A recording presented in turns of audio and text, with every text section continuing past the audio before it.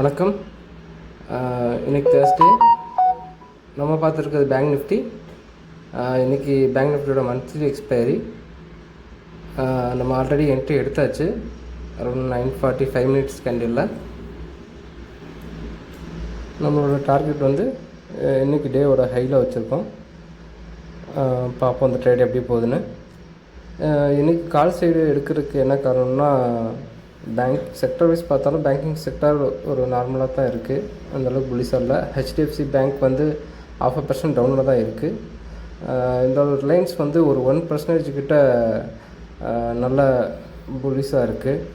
So அதை வச்சு கண்டிப்பாக ஒரு கால் சைடில் ஒரு மூவ்மெண்ட் இருக்குன்னு எடுத்திருக்கேன்.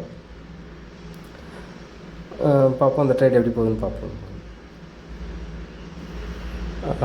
இந்த வீடியோ பார்த்துட்ருக்க யாரும் பிகினர் ட்ரேடராக இருந்தீங்கன்னா, எக்ஸ்பைரி டே அன்றைக்கி ரொம்ப வாலட்டைலாக இருக்கும்.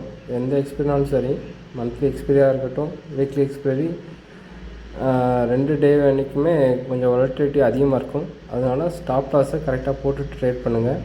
ஏன்னா எந்த சைடு மூவ் ஆனாலும் ரொம்ப பாயிண்ட்ஸ் அதிகமாக மூவ் ஆகும். ஸோ கேர்ஃபுல்லாக பண்ணுங்கள்.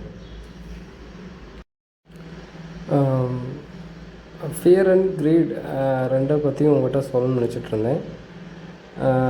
ஃபியர் அண்ட் க்ரீட் ரெண்டுமே நம்ம கண்ட்ரோல் வச்சுருக்கணும். அதாவது பயம், ஆசை, ரெண்டையுமே கண்ட்ரோல் பண்ணி வச்சுக்கிட்டோம்னா நம்ம ஸ்டாக் மார்க்கெட்டில் ஒரு சக்ஸஸ்ஃபுல்லாக ட்ரேட் பண்ணுறதுக்கு அதுதான் காரணமே. நம்மளோட பயத்தை வந்து கண்ட்ரோல் வைக்கணும்னா நீங்கள் ஒரு குறிப்பிட்ட பாயிண்டில் ஸ்டாப் லாஸ் வச்சே ஆகணும். அதன் மூலமாக சரி நமக்கு லாஸ் வந்தாலும் இவ்வளோ தான் வரும் அப்படின்றதுல மூலமாக நமக்கு பயம் வந்து விட்டு போயிடும். அதே மாதிரி ஆசையை வந்து கண்ட்ரோல் பண்ணுறதுக்கு அதே மாதிரி டார்கெட் 50 பாயிண்ட்ஸு இல்லை 100 பாயிண்ட்ஸு, இவ்வளோ தான், இந்த பாயிண்ட்ஸ் வந்தால் நான் எக்ஸிட் ஆயிடுவேன், இதுதான் டார்கெட், என்னோடய டார்கெட்டு, அதுக்கு மேலே எவ்வளோ போனாலும் அது எனக்கு தேவையில்லை அப்படின்ற மாதிரி ஒரு ஃபிக்ஸ் பண்ணிட்டீங்கன்னா உங்களுக்கு அந்த கிரேடுன்றது சுத்தமாக இருக்காதுங்க.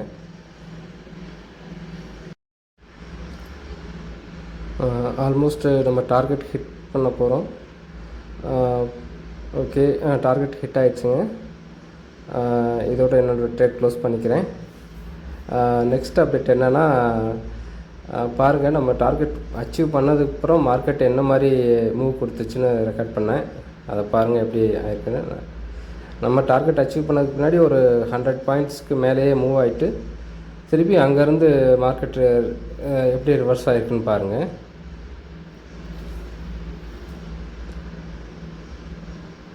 பாருங்கள், ஆல்மோஸ்ட் நம்ம என்ட்ரி இடத்த தாண்டியும் மார்க்கெட் கீழே ஃபால் ஆச்சு. மார்க்கெட்டு இன்றைக்கி எக்ஸ்பைரினால எவ்வளோ வாலட்டைலாக இருக்குது பாருங்கள். அதனால தான் நம்ம ஒரு பாயிண்ட்ஸ் செட் பண்ணிட்டோம்னா அந்த இது பாயிண்ட்ஸ் கிடச்ச பின்னாடி நம்ம எக்ஸிட் ஆகிடணும்.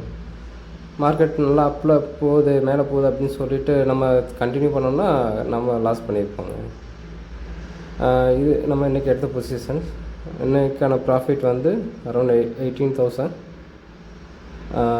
இன்றைக்கி இந்த ட்ரேடோடு முடிச்சுக்கிறேங்க. நெக்ஸ்ட் வீடியோவில் பார்ப்போம். டிஸ்க்ளைமர், இந்த வீடியோ வந்து ஒரு எஜுகேஷன் பர்பஸ்க்காண்டி மட்டும்தான்.